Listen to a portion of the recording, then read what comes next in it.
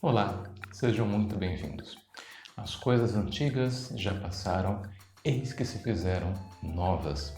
Eu não sei qual é a tua inclinação política, ou se você tem um político de estimação, ou mesmo se você está por dentro das idas e vindas do cenário político do nosso país e do mundo. Mas eu preciso dizer uma coisa muito importante. Você é, ou pelo menos poderia ser, privilegiado. Deixar as coisas antigas para trás e começar uma nova vida com Jesus é um privilégio, e por isso você é ou pode ser privilegiado. Ou você acha mesmo que esses privilégios são para qualquer um? Esse vídeo e os próximos dois serão sobre o nosso relacionamento com a Bíblia, a Palavra de Deus. Ter a Bíblia ao alcance das mãos para ler, meditar, estudar, pesquisar, consultar, chorar e muitos outros verbos que você possa pensar é realmente um enorme privilégio. A base bíblica de hoje está no Salmo 119, do 1 ao 9. Felizes são aqueles que andam por caminhos retos, que estão de acordo com a lei do Senhor. Felizes são aqueles que se esforçam para obedecer de todo o coração à vontade revelada de Deus, que não praticam o mal e andam sempre pelo caminho do Senhor. O Senhor mesmo nos deu as suas instruções para serem obedecidas fielmente, e o meu maior desejo é ter um andar correto, obedecendo sempre as suas ordens escritas. Fazendo isso, eu sei que não ficarei decepcionado, porque dou o devido valor a todos os seus mandamentos.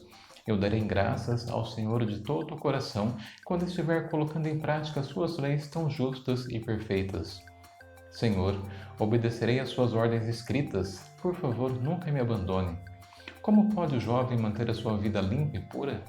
Vigiando seus passos de acordo com a sua palavra.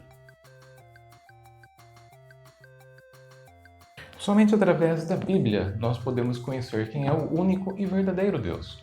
E os discípulos de Jesus, os cristãos, amam e servem a esse Deus, o Deus da Bíblia.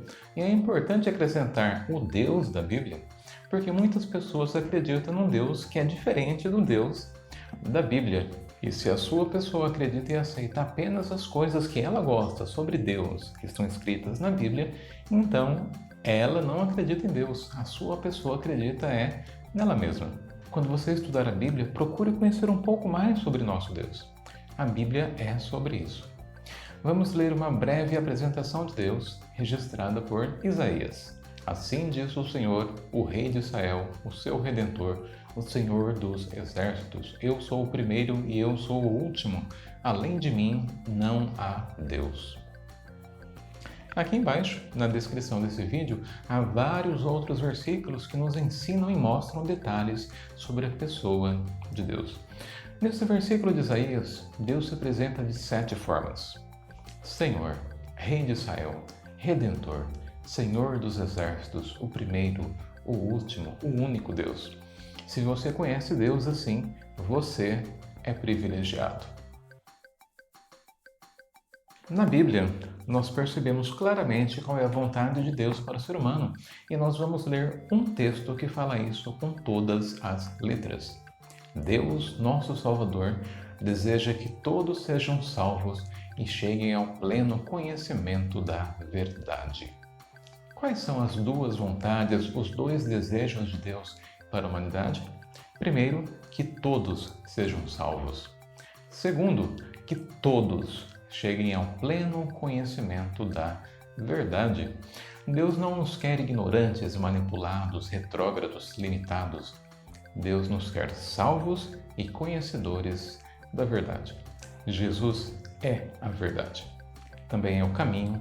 Jesus é a vida. Esse é o desejo de Deus. E qual é a nossa parte para realizar a vontade de Deus? O que nós devemos fazer para encontrar a vida eterna?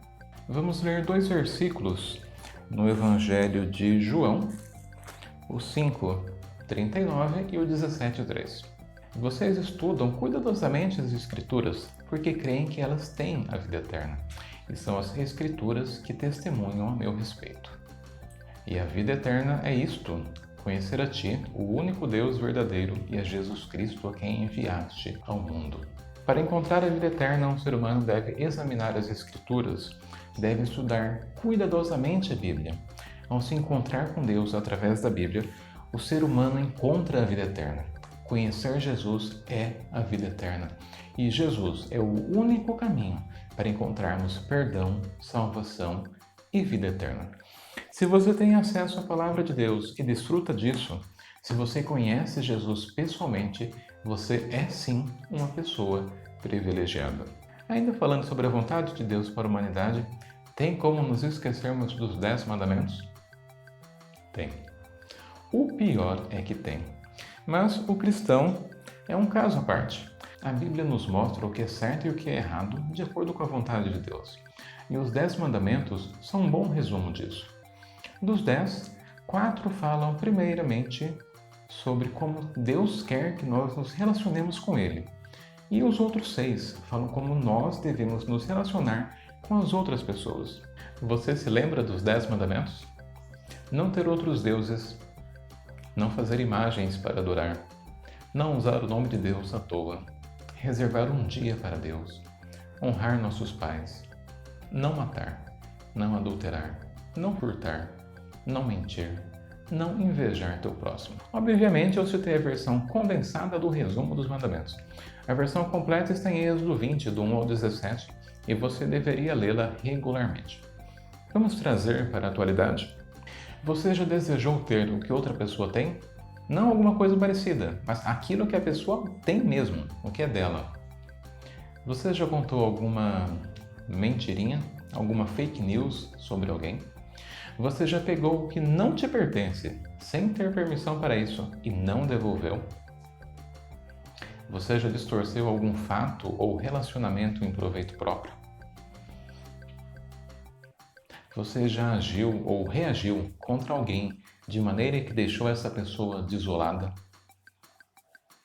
Você já desrespeitou seus pais ou responsáveis ou falou mal sobre eles para os outros? Você emenda uma semana na outra, sempre cuidando dos seus negócios pessoais, sem reservar um dia para descansar, repor as energias e estar em comunhão com Deus? Você já fez piada envolvendo Deus? Ou usa expressões com o nome de Deus que definitivamente não são para louvor e adoração a Deus? Você tem alguma coisa material ou abstrata que é a tua vida? Peças de estimação com as quais você se importa mais do que tudo?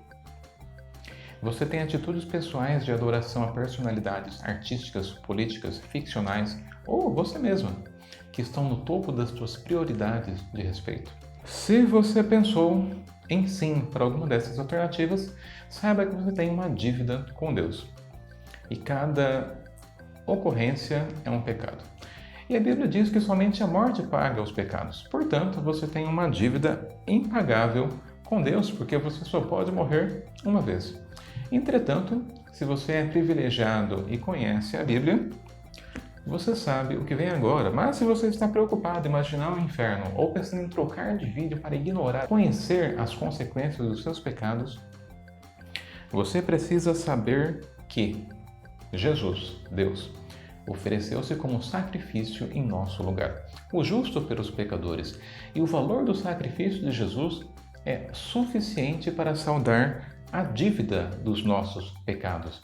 A exigência legal e prática é que você reconheça que é pecador, que merecia o inferno, entregue-se a Jesus, receba-o em sua vida, passe a viver como Ele quer que você viva e aceite a substituição que Ele te oferece. Como nós dizemos no meio cristão evangélico, você precisa aceitar a Jesus, e esse é o processo de adoção mais sem burocracia que existe. Se você receber Jesus, terá o direito de ser filho de Deus. A todos que creram nele e o aceitaram, ele deu o direito de se tornarem filhos de Deus. Aí, se você tem boa memória e prestou atenção no início do tópico, está se perguntando por que eu estou falando em você se tornar cristão no tópico que se intitula Vontade de Deus para a Humanidade. Calma, calma. Lembre-se que a vontade de Deus é que todos sejam salvos e conheçam a verdade. Depois de aceitar a Jesus, ou ser aceito por Ele, a vida do ser humano passa a ser pautada pela Bíblia. É ela quem nos mostra o que é certo e o que é errado aos olhos do Pai. Talvez você argumente ou conheça alguém que argumente que as verdades são relativas, que o que é certo para mim não é certo para você, que tudo depende do ponto de vista, que meu 6 pode ser o teu 9. Realmente há muitas verdades relativas e elas normalmente se referem a gostos pessoais, preferências. Mas também há verdades absolutas. Elas vão muito além de preferências políticas, literárias, estéticas, futebolísticas, comportamentais, etc. E a Bíblia nos traz essas verdades eternas. A única fonte realmente segura sobre o que é certo ou errado é a Bíblia, pois a Bíblia nos mostra a vontade de Deus. E a vontade de Deus é boa, agradável e perfeita. Portanto, queridos irmãos, eu apelo pelas misericórdias de Deus que vocês ofereçam seus corpos a Deus, que eles sejam um sacrifício vivo, santo e agradável a Deus. Esta é a verdadeira adoração que vocês devem oferecer a Deus. Não imitem a conduta e os costumes deste mundo, mas seja cada um uma pessoa nova e diferente, mostrando uma sadia renovação em tudo quanto faz e pensa. E assim vocês aprenderão, de experiência própria, a boa, agradável e perfeita vontade de Deus.